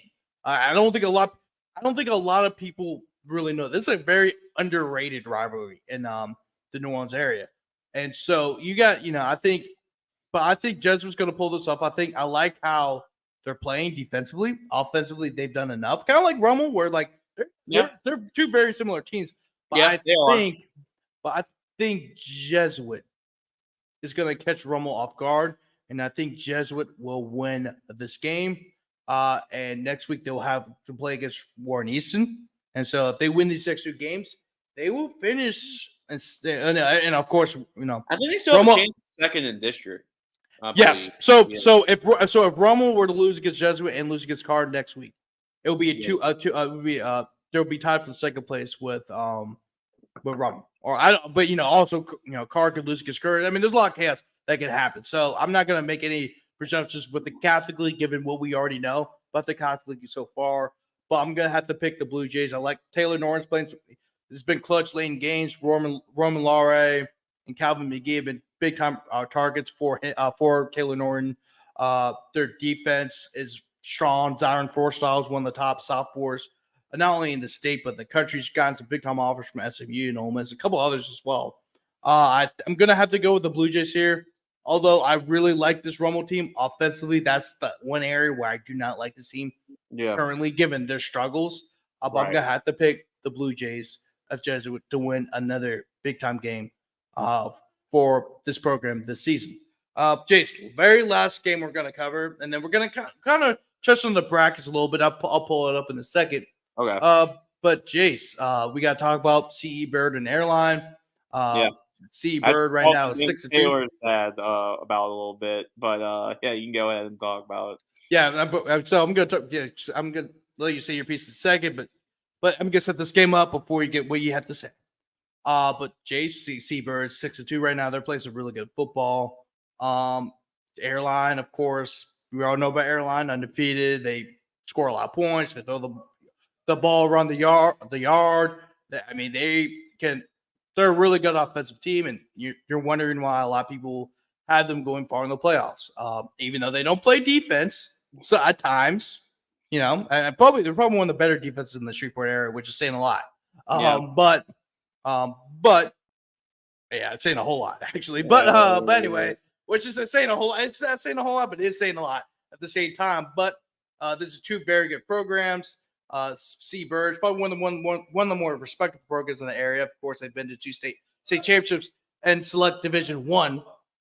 So they're one of the few public schools in select Division One at the time. They're going to the dome and everything.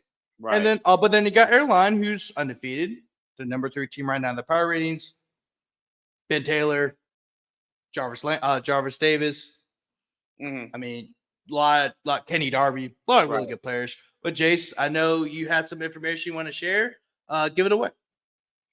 Yeah, I mean, I talked to Ben Taylor's dad about it before, just talking about like, yeah, this is going to be tough. Like their Seabird's tough. Like we're not going to overlook them. Like, I talked to him about the game a little bit with him, but I mean, Airline's offense is just on the roll.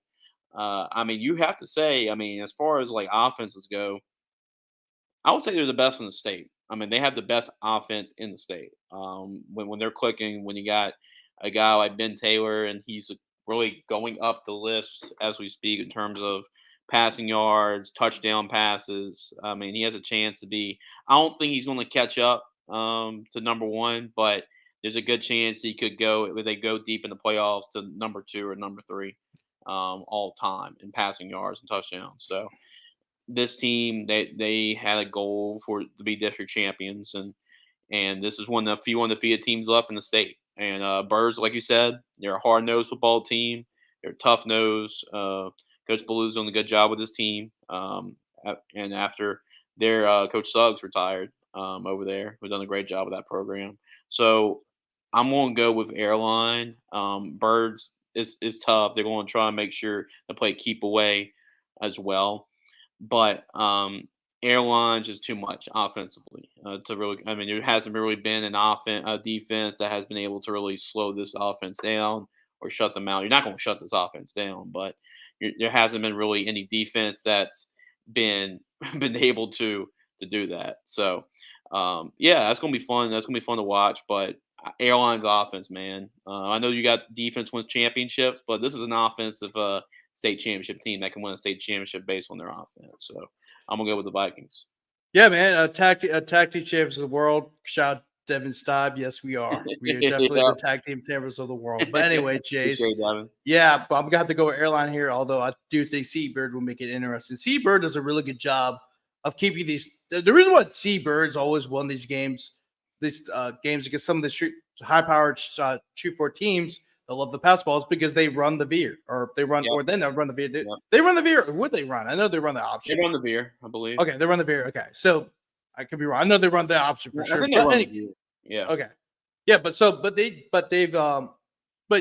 because they run the veer, they're able to keep some of those offenses off the field, and they also done a great job of scoring out of the veer because it's not an offense that they used to be. It's an offense that they don't really run in the super area because everyone loves the pass. So I mean that's so not only are you able to eat the clock, but you're able to get yards off as well. 3 or 4 yards per play. Birds And offense is also their defense in this game. You're keeping Airline off the field, so that could be a good recipe for disaster.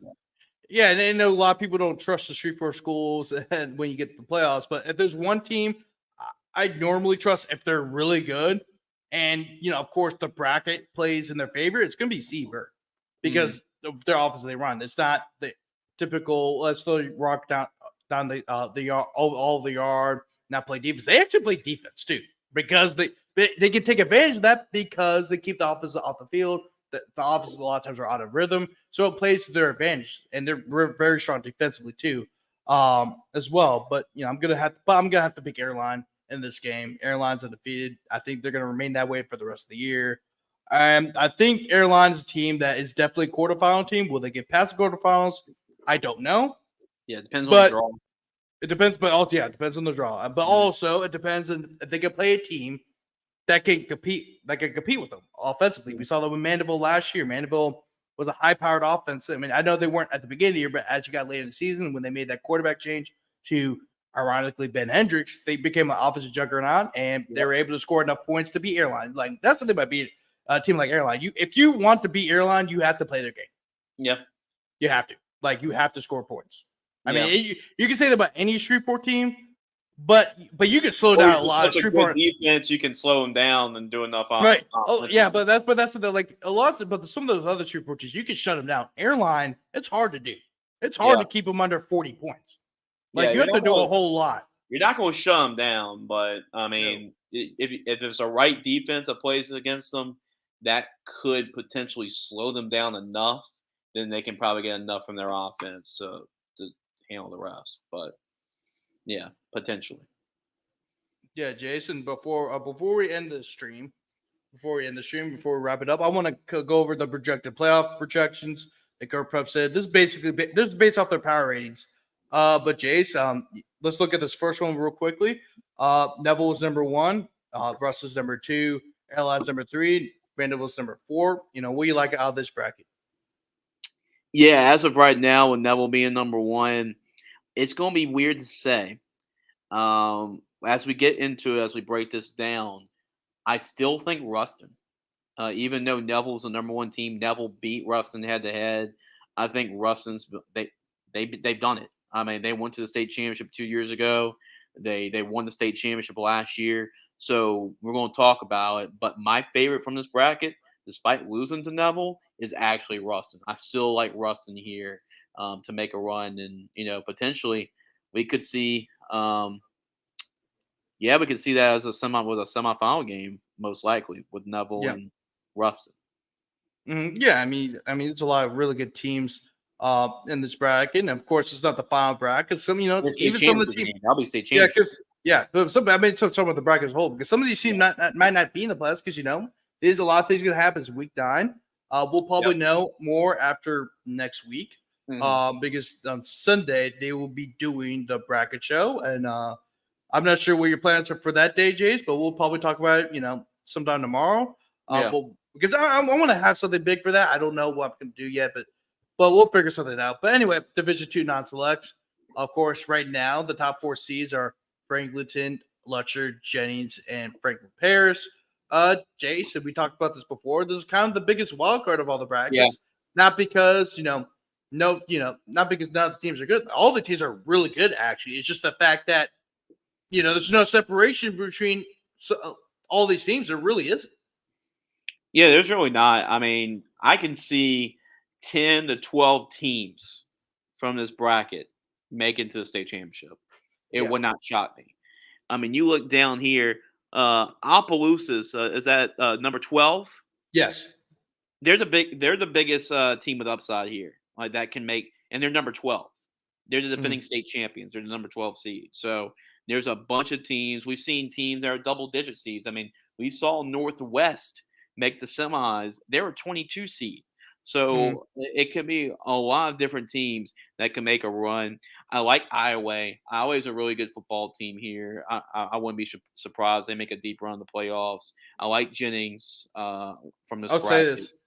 But Lutcher right now is my favorite, if I have to say, as far as a state champion here. If the playoffs started tomorrow, I would say Bell Chase would be the. I mean, obviously these are not the final brackets. But say these are the final brackets. Bell Chase would be the Cinderella right here, just because I like this to draw. Bell Yeah, Chase was undefeated. I know, but Bell Chase. I know Bell Chase was undefeated. This is a very good Bell Chase team with a lot of talent. I can see them if the brackets were released tonight and were played tomorrow. I can see Bell Chase making a run over here. But anyway, Division Three non-select. St. James number one, ERAF number two, Oak Grove number three, and Kinder number four. yeah. It's interesting because Oak Grove is back in like a step up in competition, right? They've won 3 of the last 4 state championships in Division 4 non-select. How do they factor here? How do they factor in this non-select playoff bracket? St. James has been there before. I know this is a younger St. James team, but they're catching on in stride and playing some of their best football right now. ERAF's having a great season this year. To me, this is a little bit of a wild card here, Grant. I mean, Sterlington is going to be in the running. Don't count out Union Parish, the defending state champions.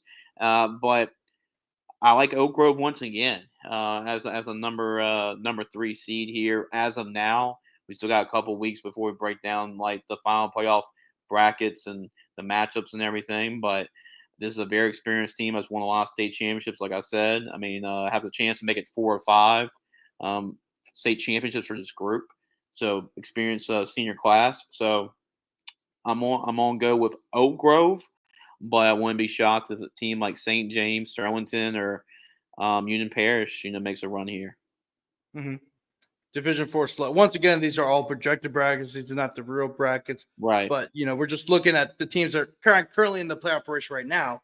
And also some of these might change, but the top 10 to 12 seeds will probably still be intact by the end of week 10 as we go into the playoffs. But Division four non-select.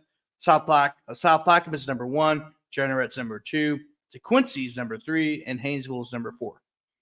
Yeah, kind of wide open here. I mean, this was the bracket Oak Grove was in, and they were pretty much running this bracket. Now with them being out, it's wide open. It's like Division 2 non-select. But if there's a favorite here, it's Haynesville. I mean, Haynesville's been so strong this year. They're right there, the number 4 seed. They're undefeated. Coach Franklin's done a great job. They returned their quarterback from last year. So they were young and they were in the dome. A lot of Haynesville fans, they expect to go in the state championship in the Superdome every year, just like John Curtis does, their fans. Mm-hmm. And they were surprised that they got to the Dome last year. So I'm going to go with the Haynesville here as, to me, as my heavy favorite right now. Mm-hmm. I mean, I'm not sure about these other teams. Like South Plaquemines is number 1. I mean, they're having a good season, but like them being the number 1 seed, I mean, it's a winnable bracket. So I'm going to go with Haynesville. Mm-hmm. Yeah, like I'm gonna have to go with Haynesville too. But there's some teams that are on here where I can see them making a run. West St. John is one team I can see making a run. Welsh, don't forget about them. Can make a run. Yeah, Mangum in there. Mangum Fairway.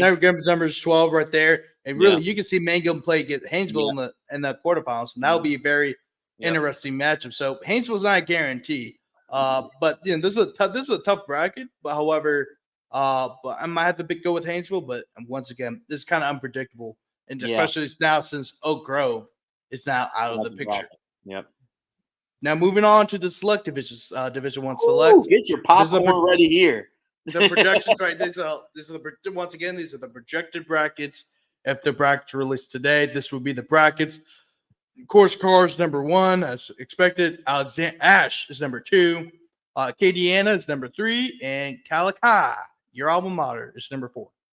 This is the biggest thing I've taken away from this projections right now, Grant.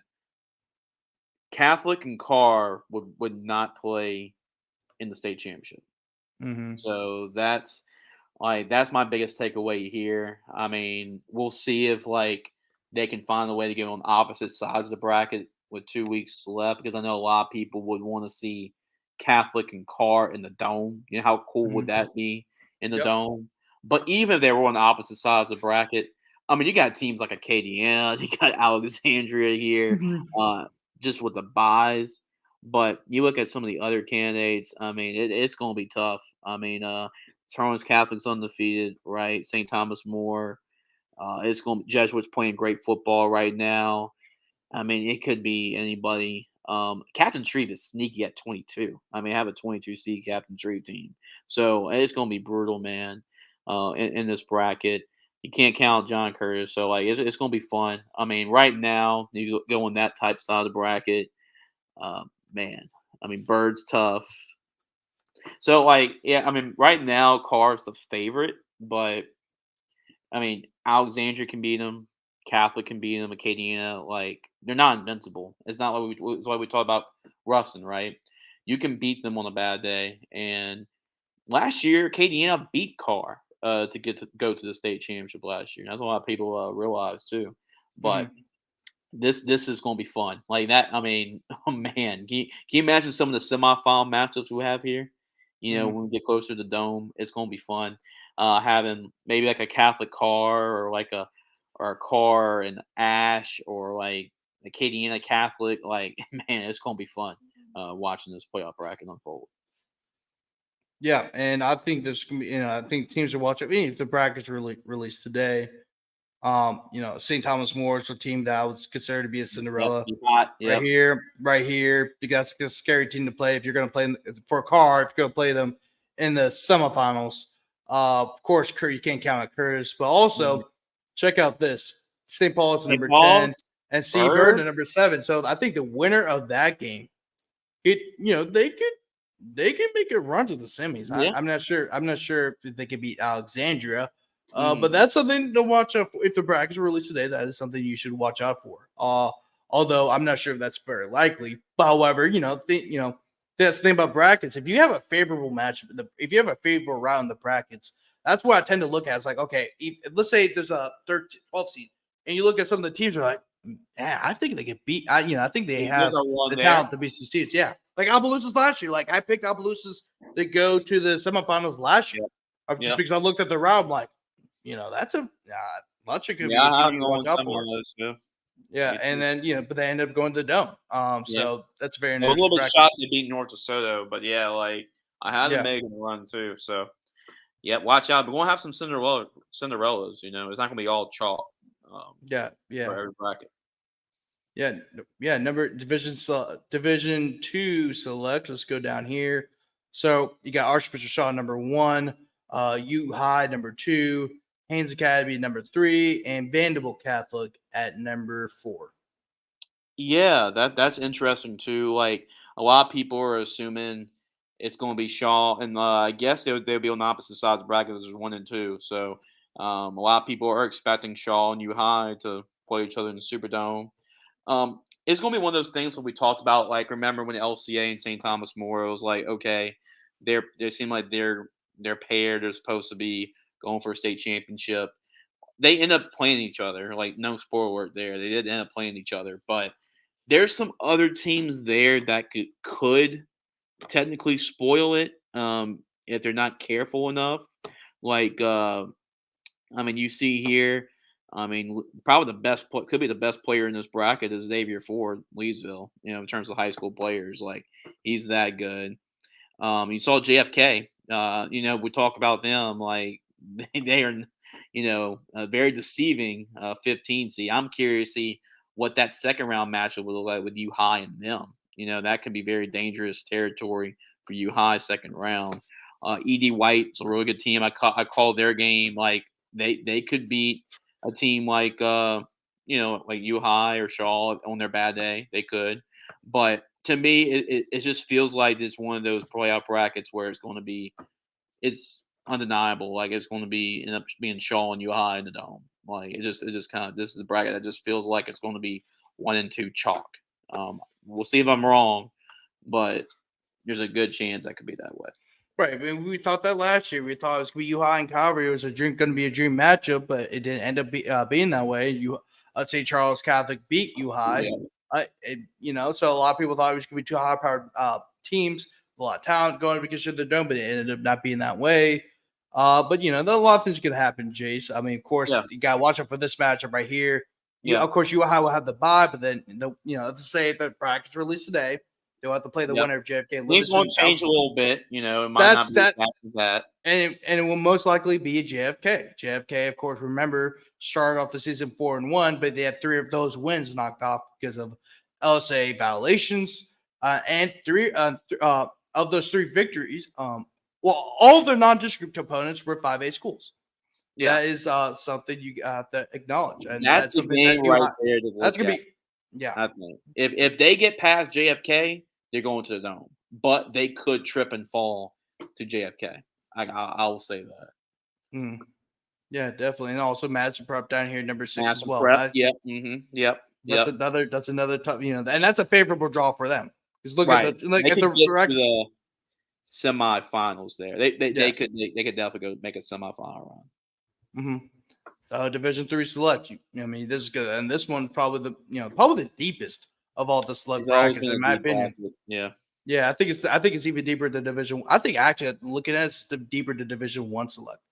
Division 1 select may have more heavy hitters, but this one I think it's just more deep. You got Newman number 1, Dunham number 2, Calvary number 3, and Episcopal number 4. Now things could change. Obviously, we already mentioned that Episcopal and Dunham play each other. That was a game we talked about earlier in the show. But if you look at some of the team, Amy number 12, they could play Joel Sumner number 5. Joel Sumner is good. That's a scary team. That's a scary team. Bunky. Where's Bunky? Bunky is number 6. Right. Yeah, right there. Number 6. I mean, there's a lot of really LCA's had their trouble. Yeah. LCA's had their struggles early in the season, but I think they're gonna be ready by the time playoffs start. Catholic New Iberia, Amy number 10. I mean, I already mentioned Amy and Amy at number 12. Pope John Paul II is playing some good football. North Lake Christian. I mean, there's some good teams. There's a lot of good teams. So this is a bracket that of course, when I'm going to weigh on, like I said, this is the only time we're going to cover these projections. Yeah. Because after the end of week 10, they're going to release the whole thing. I just want to give people an idea of what's going on. Yeah, right. This is like the first, I was just about to say, this is like the first week people are really looking at the brackets. Like, okay, who's playing what could potentially be there. It's week 9. I mean, there's going to be some things that change, Grant, but it's going to be pretty close to these projections because how much can really be gained and lost over a week? I'm talking week or two. So things could change, but this is a pretty good indication what it may look like when we get the official brackets. Yeah, so it's gonna be a very interesting bracket. And speaking of deep brackets, Division 4 select is the last thing we're going to talk about before we wrap things up. For Maryland Catholic at number 1, Catholic won't compete at number 2, Ascension Catholic at number 3, and the Covenant Christian at number 4. Yeah. And you got a lot of, Opelousas Catholics at number 16. Right. You got Washington Christian at number 10. And you got Kentwood at number 7. You got Ascension. St. Martin's number 11. Where St. Edmunds at number 6. Riverside's number 5. Southern Labs at number 13. That's gonna be an interesting matchup. I tell you what, Hamilton Christian, that'll be an interesting matchup. Hamilton Christian doesn't have a lot of guys, but the guys they do have are really good. Javon Vital, keep an eye on him. That dude is a playmaker, so he can give defenses nightmares. So that's a team to look. And we're not even talking about the defending state champions. Southern Lab is at 13, so like we're not talking about them either. So this is a really good playoff bracket too. You saw, man, you saw Delta Charter, the points they put up last week. So like they are a sneaky team. So there's a lot of good teams here, and a lot of star power at the running back position too. I mean, would be cool to see Chad Elsie go against Harlem Berry. Would that be pretty cool to see? That could be a semifinal matchup. So a Mm-hmm. lot of star power here in this bracket, and that's gonna be a fun one. Jonathan Dartez, like these are some great players in this bracket. Like Yep. you're going to see some great playmakers here. A lot of points being scored too. Yeah, definitely, Jace. I mean, just a lot, a lot of big time matches in Division Four Select. So I'm really excited by the. I mean, playoffs are 2 weeks away. We're already talking about it. I don't want to look too far ahead, but Yeah. I'm really excited, for the playoffs to start. Jace, we got 2 more weeks of football. Week 9, we already previewed, and we're gonna have the nightcap show on Friday night at Yep. 11 o'clock p.m. So a lot of big time matches of Friday, and of course, next week will be the very last week of the regular season of high school football. It's gonna be regular schedule. Might have some few shows in between. I'm probably gonna go solo for those with maybe another guest. Try maybe get some things set up for next week. But Jace, overall thoughts about Week 9 as we wrap up the show. Yeah, we're getting that time, man. I'm getting really excited. That playoff time, with your playoff mode. I mean, you just saw the projected playoff brackets. Now, a lot of people, you're seeing a lot of games on the line, not only for district championships, Grant, but for buys. Like, you know how important a buy could be, and that's one less game you have to play, shorten your path to Mhm. the Superdome. So, yeah, we're at playoff mode already, and we got some big time games we're going to talk about. We're going to enjoy every minute of it. This is week 9.